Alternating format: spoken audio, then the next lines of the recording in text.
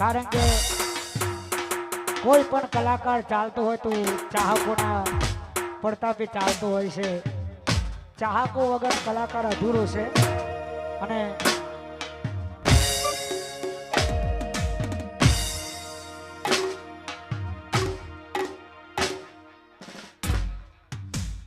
વાહ, મારા ભાઈનું એક બહુ જૂનું પિક્ચર છે આ.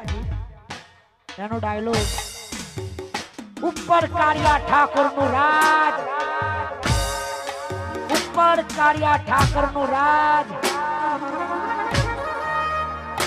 નીચે રોહિત ઠાકોરનું રાજ.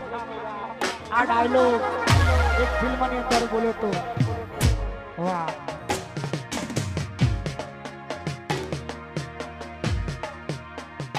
એ બંસરી સ્ટુડિયો ઝૂમ આઉટ કરજો. મારો વિખરેલો વાઘ આવ્યો.